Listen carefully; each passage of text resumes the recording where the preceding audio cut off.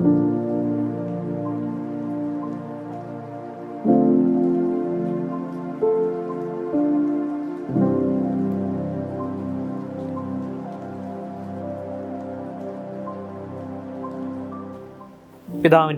പുത്രൻ്റെയും റൂഹാദ് ഖുദ്ദൂസായുടെയും നാമത്തിൽ എന്നേക്കും ആമേൻ.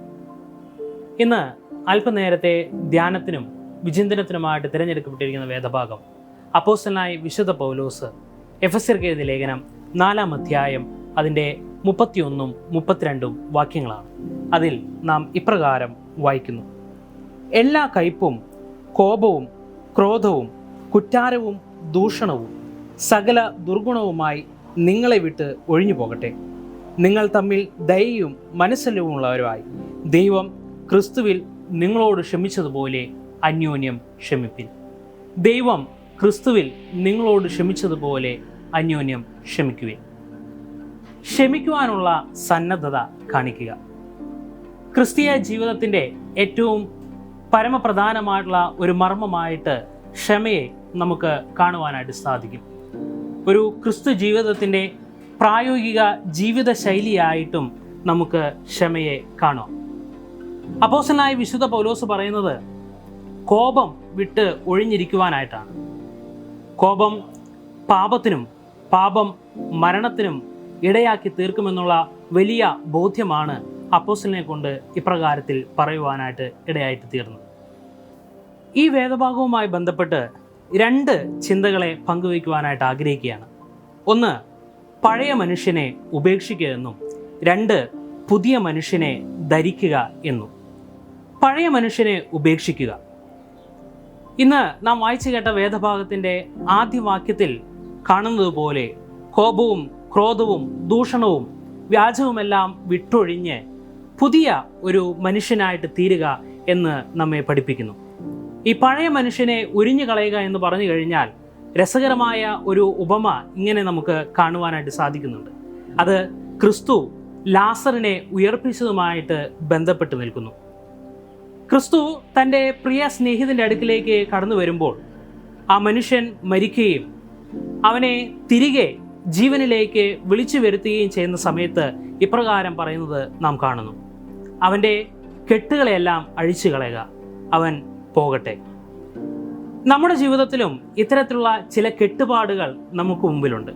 ആ കെട്ടുപാടുകളെ അഴിച്ചു കളഞ്ഞെങ്കിൽ മാത്രമേ നമുക്ക് ജീവിതത്തിൻ്റെ മുന്നോട്ടുള്ള യാത്രയ്ക്ക് അത് സുഗമമായിട്ട് തീരുകയുള്ളൂ. അതുകൊണ്ട് ക്രിസ്തുവിലൂടെ ഈ പാപങ്ങളുടെ കെട്ടുകളെ അഴിച്ചു കളയുവാനും പഴയ മനുഷ്യനെ ഉരിഞ്ഞു കളയുവാനും നമുക്ക് സാധിക്കണം. അതിന് ഒന്നാമതായിട്ട് നമുക്ക് വേണ്ടുന്ന കാര്യം എന്ന് പറയുന്നത് നമുക്ക് എവിടെയാണ് നമ്മൾ നിൽക്കുന്നതെന്നുള്ള യഥാർത്ഥ ബോധ്യമാണ്. ഏത് അവസ്ഥയിലാണ് ഞാൻ നിൽക്കുന്നത്, ഏത് തട്ടിലാണ് ഞാൻ നിൽക്കുന്നത് എന്നുള്ള തിരിച്ചറിവ് നമുക്കുണ്ടെങ്കിൽ മാത്രമേ മുകളിലേക്ക് കയറണമോ അതോ താഴത്തേക്ക് ഇറങ്ങണമോ എന്നുള്ളതായിട്ടുള്ള വലിയ ബോധ്യം നമുക്ക് ഉണ്ടാകുകയുള്ളൂ. അതുകൊണ്ട് കോപവും ക്രോധവും ദൂഷണവും എല്ലാം വിട്ടൊഴിഞ്ഞുകൊണ്ട് പ്രാകൃത മനുഷ്യൻ്റേതായിട്ടുള്ള ഈ പഴയ ചിന്തകളെ വിട്ടൊഴിഞ്ഞുകൊണ്ട് ക്രിസ്തുവിൽ ക്ഷമയോടുകൂടി ഇരിപ്പാനായിട്ട് നമുക്ക് സാധിക്കണം. രണ്ടാമതായിട്ട് പുതിയ മനുഷ്യനെ ധരിക്കുക. സത്യത്തിൻ്റെ ഫലമായ നീതിയിലും വിശുദ്ധിയിലും കൂടെ കടന്നുപോയിക്കൊണ്ട് ക്രിസ്തുവിനെ പോലെ ക്രിസ്തുഭാവമുള്ളവരായിട്ട് ക്ഷമ എന്ന് പറയുന്നതായിട്ടുള്ള വലിയ ആയുധത്തെ സ്വീകരിച്ചുകൊണ്ട് ജീവിക്കുവാനായിട്ട് നമുക്ക് സാധിക്കണം. പുതുമനുഷ്യനെ ധരിക്കുക എന്ന് പറഞ്ഞു കഴിഞ്ഞാൽ നേരത്തെ പറഞ്ഞതുപോലെ പഴയ മനുഷ്യനെന്ന ആ വസ്ത്രത്തെ ഉരിഞ്ഞു കളഞ്ഞുകൊണ്ട് പുതുതായിട്ട് പുതുവസ്ത്രം ധരിക്കുക എന്ന് തന്നെയാണ് ഉദ്ദേശിക്കുന്നത്. ക്രിസ്തു ദൈവസ്നേഹത്താൽ നമ്മെ എല്ലാവരെയും വീണ്ടെടുത്തതുപോലെ നമുക്ക് ചുറ്റുമുള്ളവരെ വീണ്ടെടുക്കുവാനും നമുക്ക് ചുറ്റുമുള്ളവരോട് ക്ഷമ കാണിക്കുവാനുമായിട്ടും നമുക്ക് സാധിക്കണം.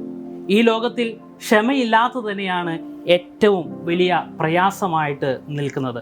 അതുകൊണ്ട് പ്രിയപ്പെട്ടവരെ, നമുക്ക് പുതിയ മനുഷ്യനെ സ്വീകരിച്ചുകൊണ്ട് മനസ്സലിവും ദയയുമുള്ളവരുമായിട്ട് ഈ ലോകത്തോട് ക്ഷമിക്കുവാനായിട്ട് സാധിക്കണം. അതായത് ക്രിസ്തുഭാവം എന്നിലും നിങ്ങളിലും ഉണ്ടായിരിക്കണം എന്നുള്ളത് തന്നെ. ഇവിടെ ഒരു വിപ്ലവത്തിന് സാധ്യമാകുന്നത്, ലോകസമാധാനം നൽകുന്ന വിപ്ലവത്തിന് സാധ്യമാകുന്നത് അത് ക്ഷമയിലൂടെയും സ്നേഹത്തിലൂടെയും മാത്രമാണ്. അതിനാൽ നമുക്ക് ഈ ക്ഷമയെയും സ്നേഹത്തെയും നമ്മുടെ ജീവിതത്തിൻ്റെ ഏറ്റവും വലിയ ആയുധങ്ങളായിട്ട് നിലനിർത്തിക്കൊണ്ട് ജീവിക്കാം. ക്ഷമിക്കുവാനുള്ള സന്നദ്ധത കാണിക്കാം. ഈ ക്ഷമിക്കുവാനുള്ള സന്നദ്ധത എന്നിലും നിങ്ങളിലും ഉണ്ടെങ്കിൽ ദൈവം നമ്മോടുകൂടെ ചേർന്ന് നിന്ന് നമ്മെ രക്ഷയിലേക്ക് വഴി നടത്തും. ആയതിന് ദൈവം നമ്മെ സഹായിക്കട്ടെ. ദൈവത്തിൻ്റെ കൃപാവരങ്ങൾ നമ്മുടെ മേൽ ഉണ്ടാകട്ടെ എന്ന പ്രാർത്ഥനയും ആശംസയും നിങ്ങൾക്ക് നേരുന്നു. ആമേൻ.